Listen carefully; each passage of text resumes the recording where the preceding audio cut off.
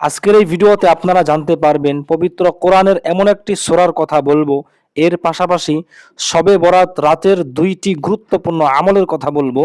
সূরা এবং এই দুইটি আমলের উপর যদি আপনারা শবে বরাতে আমল করতে পারেন তাহলে রিজিকের প্রশস্ততা ইনশাআল্লাহ অনেক বেড়ে যাবে। প্রিয় মুসলিম ভাই ও বোনেরা, এই আমলটি খুবই গুরুত্বপূর্ণ এবং পরীক্ষিত। শবে বরাত রজনীতে যদি এই আমলগুলো করতে পারেন তাহলে ইনশাআল্লাহ সারা বৎসর রিজিকের তেমন কষ্ট হবে না। কথা না বাড়িয়ে শুরু করা যাক। এই আমলগুলো কি? শবে বরাত হলো নিজেকে ঠিক করার রাত, ভুলের জন্য ক্ষমা চাওয়ার রাত এবং আল্লাহ তাআলার কাছে রিজিক চাওয়ার রাত। ফিকহি আলেমগণ বলেছেন এই রাতে কোনো বান্দা যদি আল্লাহর কাছে রিজিক চায় তাহলে আল্লাহ তাআলা কখনো সেই বান্দাকে খালি হাতে ফেরত দেন না। আপনার জীবনে যত গুনাহ থাকুক না কেন, যদি এই রজনীতে আপনি আল্লাহর কাছে মাফ চাইতে পারেন ইনশাআল্লাহ আল্লাহ আপনাকে ক্ষমা করে দিবে। তাহলে রিজিক পাওয়ার জন্য পবিত্র কোরআনের প্রথম আমল হচ্ছে সূরা ওয়াকিআ। এই রজনীতে এশার নামাজ আদায় করার পর সূরা ওয়াকিআ আমরা 21 বার পাঠ করব। আমি আবারও বলতেছি, এই রজনীতে সূরা ওয়াকিআ 21 বার পাঠ করব। দ্বিতীয় আমল হলো আস্তাগফিরুল্লাহ 1000 বার পাঠ করব।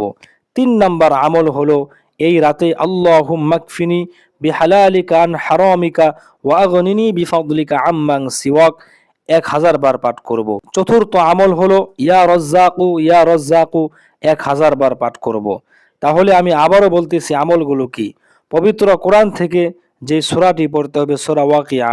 ওয়াকিআ সূরা পড়ার নিয়ম হচ্ছে মাগরিবের নামাজের পর। আল্লাহ রাসূল সাল্লাল্লাহু আলাইহি ওয়াসাল্লামের অসংখ্য হাদিস দ্বারা জানা গেছে যে ব্যক্তি সূরা ওয়াকিআ মাগরিবের নামাজের পর পড়বে তার বাড়িতে তার ঘরে কখনো অভাব আসবে না। সব সময় আল্লাহ তাআলা তাকে রিজিক দিয়ে ভরপুর করে রাখবেন। সচ্ছলতা সব সময় থাকবে, কষ্ট থাকবে না, দুঃখ থাকবে না। আল্লাহ রাব্বুল আলামিন গায়বী খাজানা থেকে রিজিকের ব্যবস্থা করে দিবে।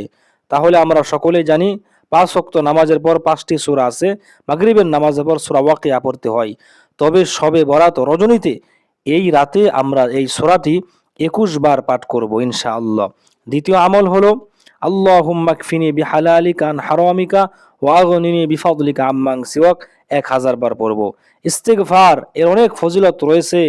আল্লাহ রাসূল সাল্লাল্লাহু আলাইহি ওয়াসাল্লাম বলেছে, যখনই অভাব দেখা দিবে, সংসারে যখনই কষ্ট দেখা দিবে, তখন তোমরা আল্লাহ তাআলার কাছে বেশি বেশি ক্ষমা চাও, প্রার্থনা চাও, আল্লাহর কাছে ক্ষমা চাও, ইস্তিগফার পাঠ করো, তাহলে আল্লাহ তাআলা তোমার রিজিকের রাস্তা খুলে দিবে। অতএব আমরা বেশি বেশি ইস্তিগফার পাঠ করব। 1000 বার এই রাতে ইস্তিগফার পাঠ করব। এরপরে ইয়া রজ্জাকু 1000 বার পাঠ করব। এই আমলগুলো যদি আমরা শবে বরাত রাত্রে একটু সময় নিয়ে কষ্ট করে আমলটা করতে পারি ইনশাআল্লাহ আল্লাহ রহমত ফজলে করমে সারা বৎসর কোনো অভাব থাকবে না।